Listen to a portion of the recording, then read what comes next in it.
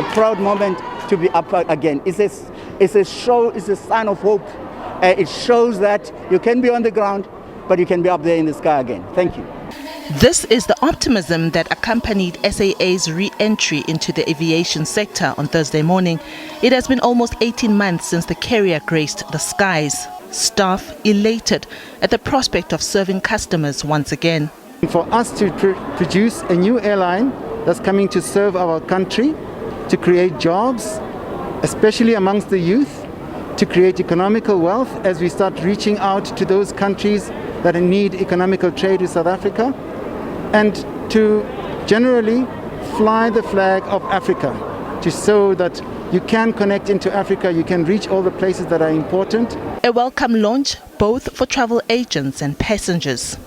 As a travel agent, we've been having all sorts of problems for the past year and a half already, and to see the national carrier just relaunching like this, and it means such a great thing for us as people in the industry of travel.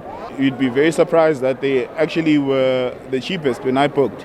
So when they launched, the day they released a statement that they'll be flying up, they were the cheapest airline.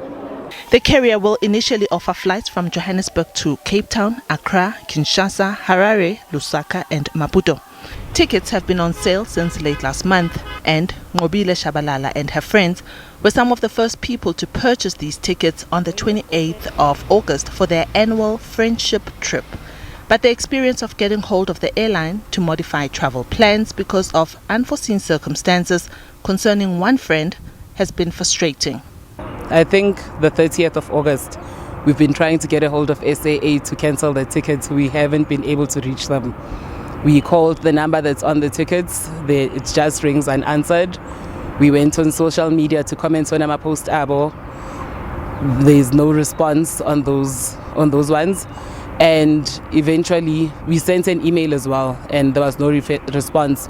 Eventually on the 3rd of September, we sent another email trying to find out how we can go about cancelling the one ticket. Then they responded, and in that email they just told us that they're dealing with a lot of cancellations, and they gave us a reference number. And since then we've still been trying to call to follow up on this reference number that they gave us on the 3rd of September. We still don't have any response from them.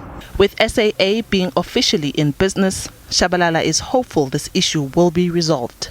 I'm hoping that seeing as they are taking off today, they'll be able to have a working call center or avenue that we can follow to get answers out of them.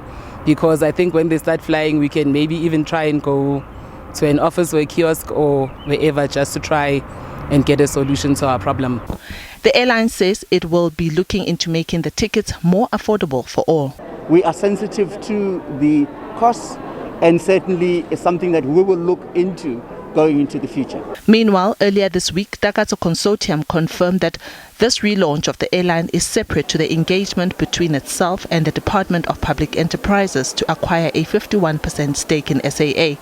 In a statement, it says it has progressed the due diligence process of SAA, which is now substantially complete, and no material issues have been identified. Diabosito, SABC News, Johannesburg.